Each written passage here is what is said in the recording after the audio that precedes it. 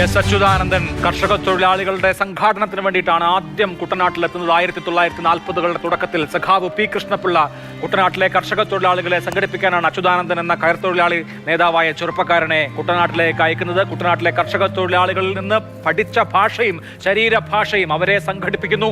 പിന്നീട് നമുക്കറിയാം പുന്നപ്ര വയലാറിന്റെ വലിയ സമരോജ്വലമായ കാലഘട്ടം. അങ്ങനെ തൊഴിലാളി വർഗ രാഷ്ട്രീയം ഉണ്ടാക്കിയെടുത്ത വി എസ് അച്യുതാനന്ദനാണ് പിന്നീട് കേരളം കണ്ട സമര നായകനായി മാറിയത്. പ്രശാന്ത് കൃഷ്ണ SUT ആശുപത്രിയിൽ നിന്ന് ചേരുന്നുണ്ട്. പ്രശാന്ത്, അവിടെ നടപടിക്രമങ്ങൾ ഏകദേശം അന്തിമഘട്ടത്തിലെത്തി എന്ന് കരുതുന്നു. അല്പസമയത്തിനകം തന്നെ മൃതദേഹം AKG പഠന ഗവേഷണത്തിലേക്ക് കൊണ്ടുപോകാൻ കഴിയുമോ?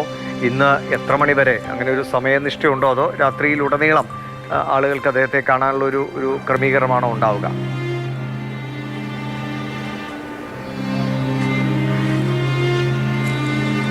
ദിവിഷ്, അല്പസമയത്തിനകം തന്നെ എസിൻ്റെ മൃതദേഹം SUT ആശുപത്രിയുടെ പുറത്തേക്ക് കൊണ്ടുവരും. അതിനുള്ള ഒരുക്കങ്ങൾ പോലീസ് തയ്യാറെടുപ്പുകൾ, സുരക്ഷാ തയ്യാറെടുപ്പൊക്കെ നടത്തിയിരിക്കുന്നു. ആംബുലൻസ് സജ്ജീകരിച്ചിരിക്കുന്നു. ഇവിടെ നിന്ന് തന്നെ ഒരു വിലാപയാത്ര പോലെ തന്നെ ആയിരിക്കാം. കാരണം ഒരുപാട് പ്രവർത്തകർ പുറത്തും ഒക്കെ കാത്തു നിൽപ്പുണ്ട്. ആശുപത്രി വളപ്പിൽ ഒരുപാട് പേരുണ്ട്. അപ്പോൾ ഇവിടെ നിന്ന് ആദ്യം മുഖ്യമന്ത്രിയും മറ്റ് നേതാക്കളും ചേർന്ന് തന്നെയാണ് VSൻ്റെ ഭൗതിക ശരീരം ഇപ്പോൾ പുറത്തേക്ക് കൊണ്ടുവരാൻ പോകുന്നത്.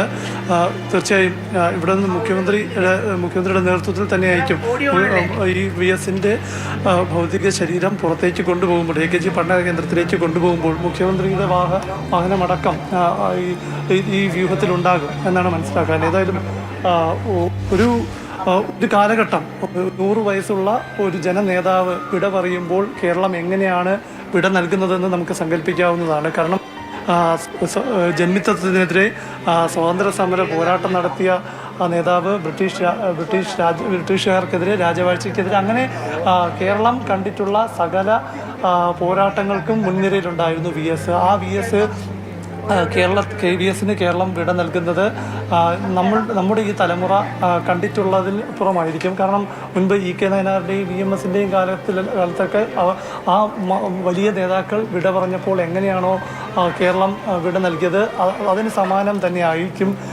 VSനും കേരളം വിട നൽകുക.